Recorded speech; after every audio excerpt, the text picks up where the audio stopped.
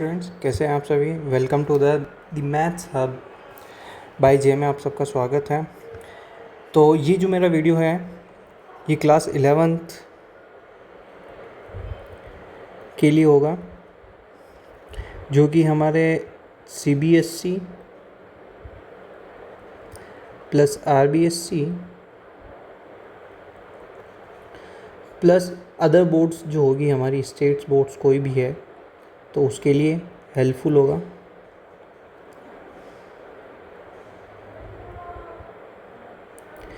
ये जो मेरा वीडियो है हमारे class 11th CBSE RBSE other states boards के लिए होगा।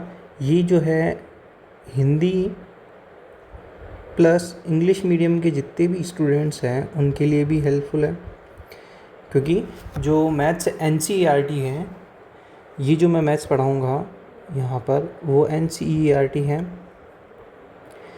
ठीक है। और ये जो मेरी NCERT है ये ओल्ड NCERT है, जिसमें हमारे पास बहुत सारा सिलेबस है और बहुत सारे क्वेश्चंस भी हैं, ठीक है स्टूडेंट्स। तो हम स्टार्ट करते हैं हमारे आज बुक से। तो जो मेरे पास जो बुक है वो ओल्ड NCERT बुक है। एंड मैं बता दूं आपको कि जो यहाँ पर जितना भी मैं रिटर्न वर्क होगा ये मोस्ट ऑफ इंग्लिश में होगा। इंग्लिश के साथ साथ जो समझाने का लैंग्वेज वो इंग्लिश और हिंदी दोनों में होगा। मैं पहले ही बता देता हूँ कि जो मैथ्स हमारा सब्जेक्ट है ये एक कोई लैंग्वेज सब्जेक्ट नहीं है। इसमें आपको मेथड जो है वो समझ में आना चाहिए। मेन इसमें हम मेथड पे फोकस करेंगे, ठीक है। अगर आपको मेथड समझ में आ जाता है तो आप कोई भी क्वेश्चन जो होगा वो आप कर लेंगे। तो लेट्स स्टार्ट्स। हमारी बुक का जो चैप्टर है, chapter number 1, which is a sets.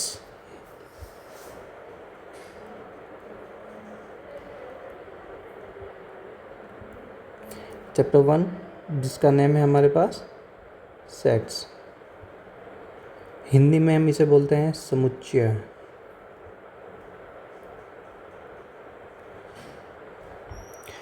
ठीक है बच्चों, तो अब सबसे पहले हम स्टार्ट करते हैं कि सेट्स होते क्या हैं और डेफिनेशन क्या होती है।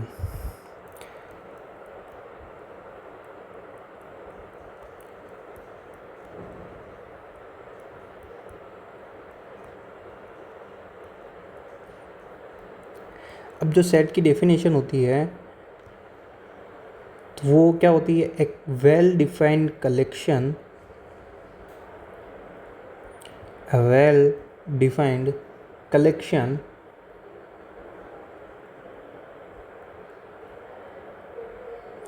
of objects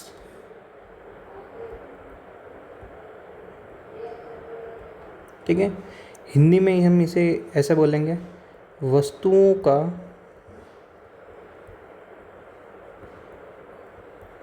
सुनियोजित संग्रह।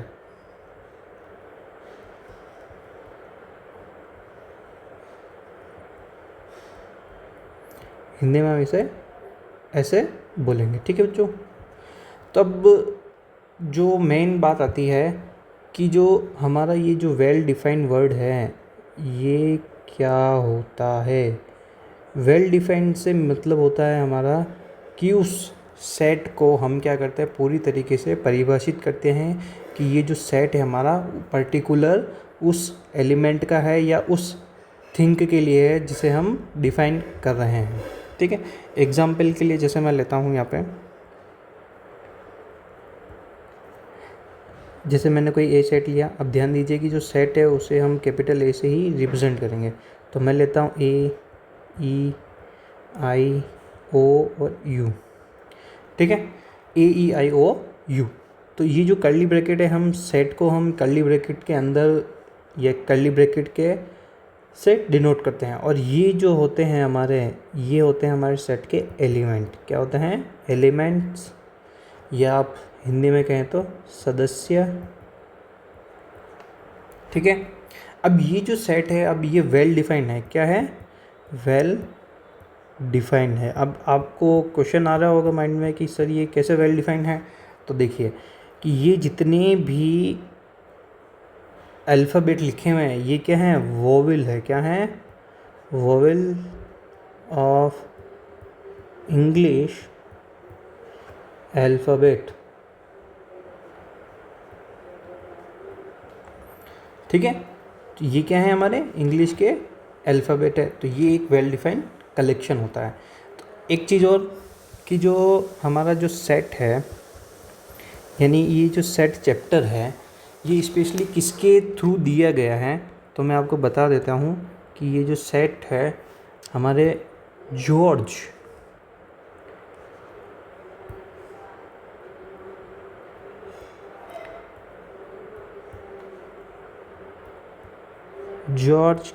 कैंटर सर द्वारा दिया गया था। ठीक है, which is given by George canter.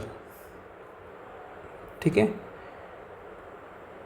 ये जॉर्ज कैंटर के थ्रू दिया गया था। ठीक है बच्चों, समझ में आ गया कि ये जॉर्ज कैंटर के थ्रू दिया गया था। अब आपको ये केवल इतना सा याद रखना है, आपको इससे ज़्यादा और कुछ याद नहीं रखना है। ठीक है, अब और कुछ एग्जांपल ले लेते हैं जिससे आपको और क्लियरिफाई हो जाएगा कि सेट होता क्या है। ठीक है, अब जैसे ए सेट में कोई लेता हूँ, ठीक है, यहाँ पे मैं अगर कोई सेट लेता हूँ तो 1 2 3 4 5 6 7। ठीक है, अब ध्यान दीजिए कि ये जितने भी हैं ये क्या है, हमारे नेचुरल नंबर है। क्या है, नेचुरल नंबर है। ये क्या है, हमारे नेचुरल नंबर का सेट है। किसका सेट है, ये नेचुरल नंबर का सेट है। ठीक है, एक एग्जांपल और लेते हैं। जैसे मैं लेता हूँ कि यहाँ पे मैंने लिया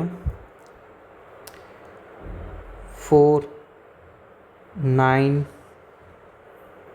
16 25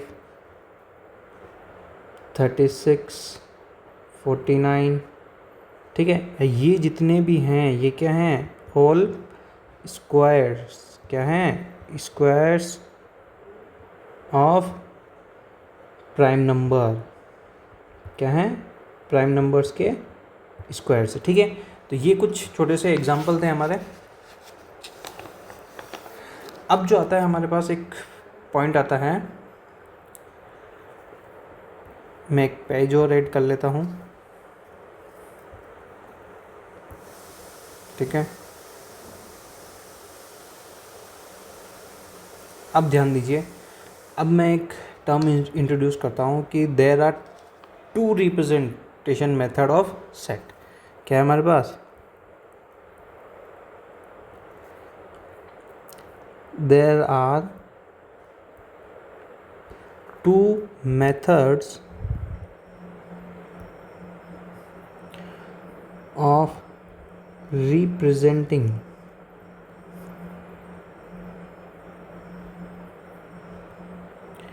अ सेट। अब सेट को जो है 2 तरीके से हम क्या कर सकते हैं, प्रेजेंट कर सकते हैं। ठीक है, पहला तो आता है हमारे रोस्टर फॉर्म। क्या आता है, रोस्टर और टेबुलर फॉर्म। कौन सी form, roster form and tabular form. Second हमारे पास आती है सेट बिल्डर फॉर्म।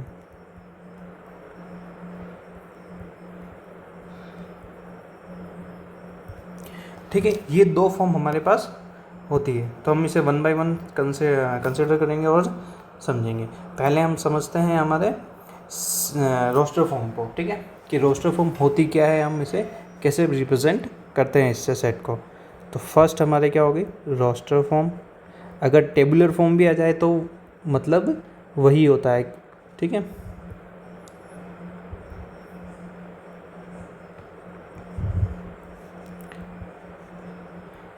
अब जो रोस्टर फॉर्म होती है, जैसे कोई मैं सेट लेता हूँ, ए मैंने कोई सेट लिया है, कर्ली ब्रैकेट लगाया, 1 2 3 4 5 6 7 8।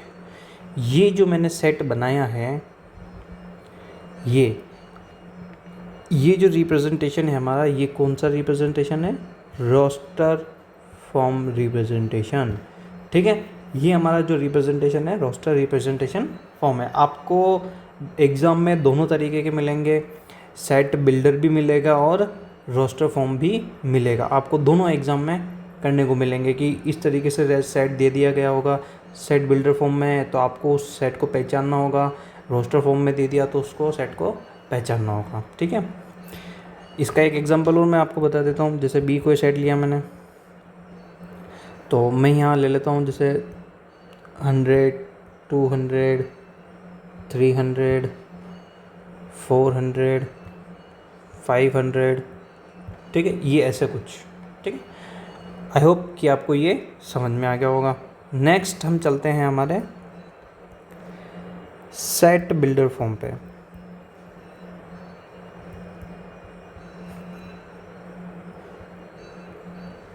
सेट बिल्डर फॉर्म में ये होता है कि आपको सेट जो है थोड़ा थ्योरेटिकल फॉर्म में दिया होगा। किस तरीके से दिया होगा?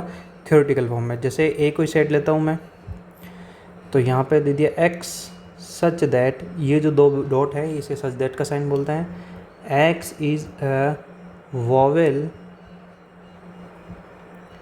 In English alphabet. ठीक है, ये जो फॉर्म मैंने लिखी है, ये जो मैंने फॉर्म लिखी है आप देख पा रहे हैं, इसे ही हम बोलते हैं set builder form.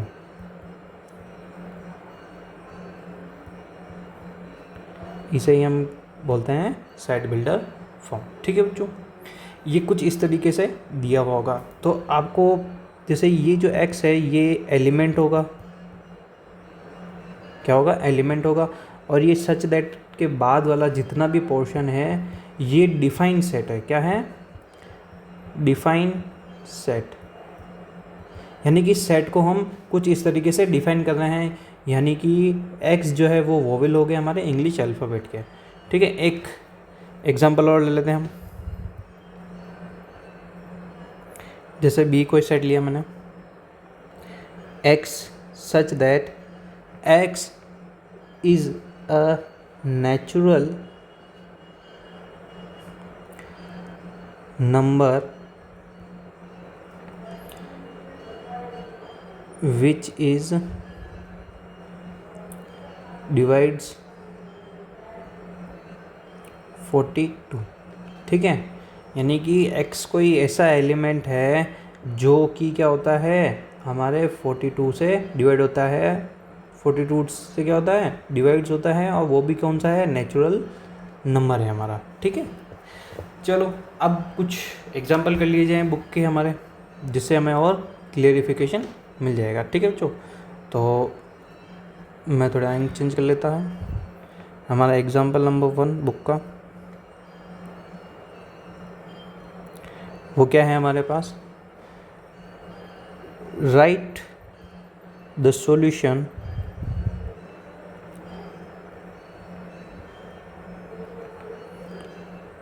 Set of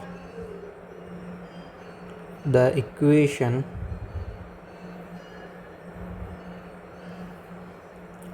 अब कौन सी इक्वेशन है हमारे पास? x² + x - 2 = 0 इन, अब कौन सी फॉर्म दे दी हमारे पास? Roster form. ठीक है, हमें क्या दे दिया? रोस्टर फॉर्म में हमें क्या करना है? इसका सॉल्यूशन लिखना है। तो अब इसका जो सॉल्यूशन है वो लिखते हैं हम। ठीक है, तो जो गिवन इक्वेशन है तो उसको एक बार लिख लेते हैं।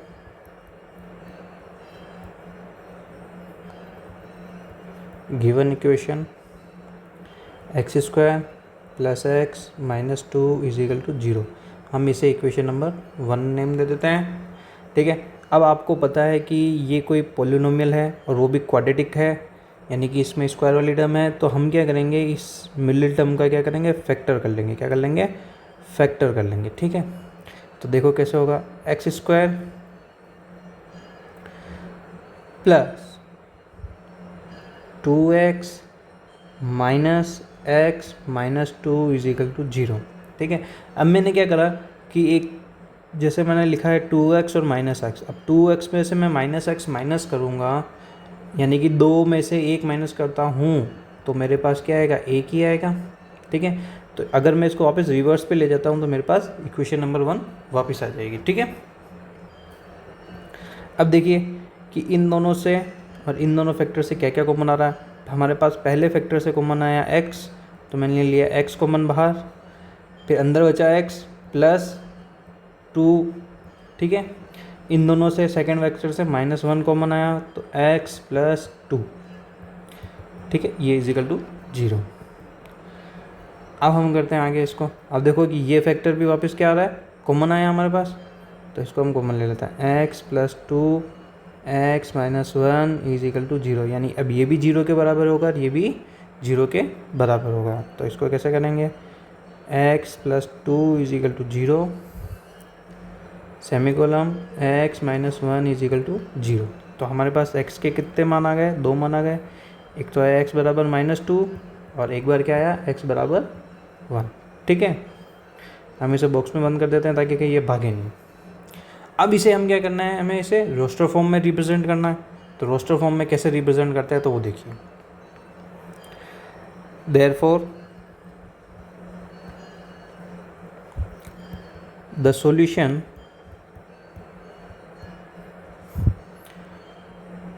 set of the given equation can be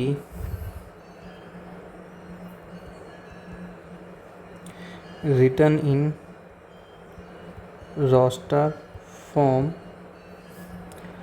as, ये सेमी कर्ली ब्रैकेट 1, -2।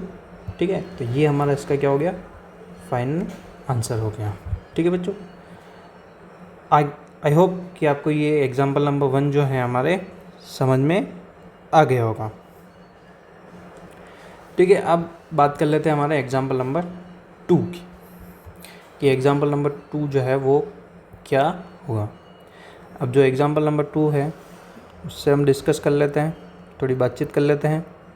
ठीक है, तो right the set x such that x is a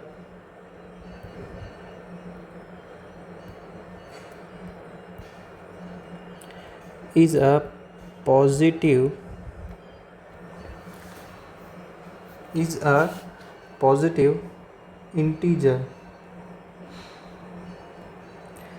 and x square is less than 40 in the roster form। अब देखिए कि अब आप ये देख पा रहे हैं कि जो हमें सेट तो दिया हुआ है किस फॉर्म में, सेट बिल्डर फॉर्म में, और पूछा है किसके अंदर है हमें इसका सॉल्यूशन, रोस्टर फॉर्म में। यानी कि अब जो इम्पोर्टेंट चीज़ ये है कि सेट रोस्टर फॉर्म में, सॉरी सेट बिल्डर फॉर्म में तो हमें दिया होगा, तो उसे कन्वर्ट करना होगा हमें किसमें, रोस्टर फॉर्म में। ठीक है, सेट बिल्डर में दिया हुआ है, रोस्टर फॉर्म में हमें कन्वर्ट करना है। ठीक है, तो लेट्स स्टार्ट द सॉल्यूशन। ठीक है, अब देखिए एक बार हम लिख लेते हैं कि सेट क्या गिवन है हमें। तो let A is equal to, हमें क्या गिवन है, हम लेट मान रहे हैं कि जो ए सेट है वो क्या है, x such that x is a positive, यानी कि जो है सब पॉजिटिव नंबर है, धनात्मक नंबर है, integer, and x square is less than 40। ठीक है, यानी कि जो x है, यानी कि इस x का जो स्क्वायर है वो सब क्या है, 40 से, यानी कि 40 से छोटे हैं, हमें वो x निकालने हैं। ठीक है, यानी कि x के जितने भी स्क्वायर का है वो क्या है, 40 से छोटे हैं, तो वो x हमें क्या करना है, ढूंढना है। तो इसका जो आंसर हो जाएगा वो क्या हो जाएगा, तो आपको पहले आंसर से पहले थोड़ा और कुछ देख लेते हैं। देखो आपको पता है कि 1 का स्क्वायर कितना होता है, 1 होता है। ठीक है, 2 का स्क्वायर कितना होता है? 4 होता है। अब ध्यान दीजिए कि ये जो 1 है ये कुछ इस तरीके से लिखा हुआ है 1 का स्क्वायर, ये जो है ये ही हमारा क्या है? x है। और इसी x का हमें क्या बनाना है? रोस्टर फॉर्म में सेट बनाना है। ठीक है, 2 का स्क्वायर क्या है हमारे पास? 4।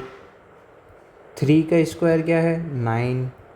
4 का स्क्वायर हमारे पास 16 होता है। 5 का स्क्वायर हमारे पास 25 होता है। फिर 6 का स्क्वायर 39 होता है, सॉरी 36 होता है, I am sorry my bad. And 7 का स्क्वायर यहाँ पे कितना हो गया? 14। अब ध्यान दीजिए कि ये जो नंबर है ये 40 से छोटा नहीं है, ये इस कंडीशन को फेल कर रहा है, तो हम जो 7 है उसको नहीं लेंगे।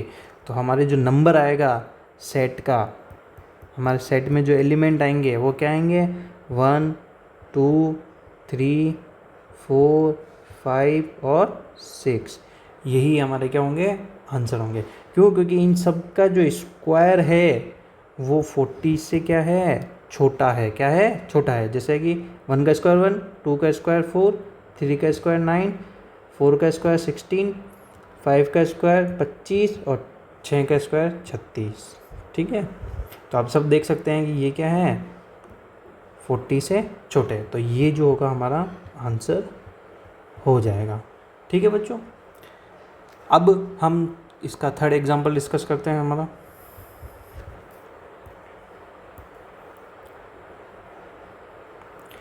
ठीक है, अब हम डिस्कस करते हैं हमारा थर्ड एग्जांपल, एग्जांपल नंबर 3। थोड़ा एग्जांपल नंबर 3 के साथ भी बातचीत कर लेते हैं, वरना ये नाराज़ हो जाएगा।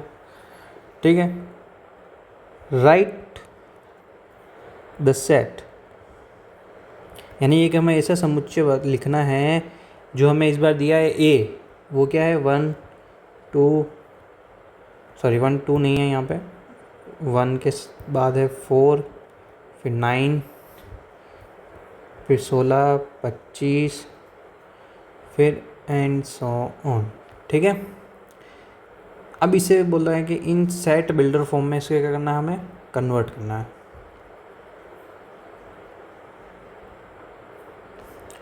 किस फॉर्म में लिखना? हमें सेट बिल्डर फॉर्म में लिखना है। ठीक है, तो अब देख लेते हैं ये क्या बोलता है, क्या बातचीत करता है ये हमारे साथ। ठीक है, तो हमें जो गिवन सेट है वो एक बार हम लिख लेते हैं। गिवन ए, यानी कि गिवन सेट ए,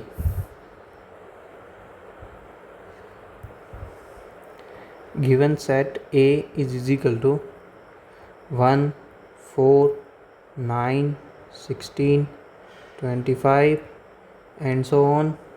ठीक है, ये हमें दिया हुआ है। अब इसे हमें क्या करना है? हमें सेट बिल्डर फॉर्म के अंदर लिखना है। किस फॉर्म में लिखना है?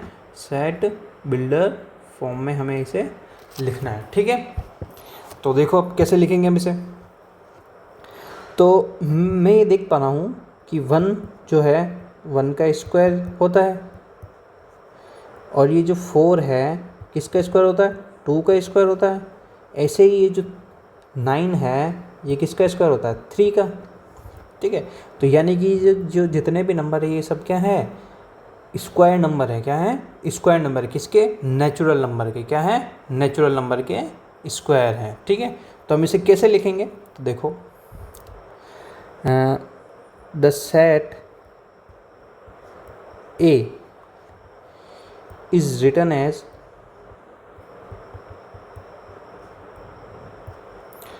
तो a इज इक्वल टू हम कैसे लिखेंगे? x कोई नंबर है, सच दैट x। अब यहाँ जो है हमें x को डिफाइन कर रहे हैं कि x किस तरीके से हमारा जो एलिमेंट होगा। इज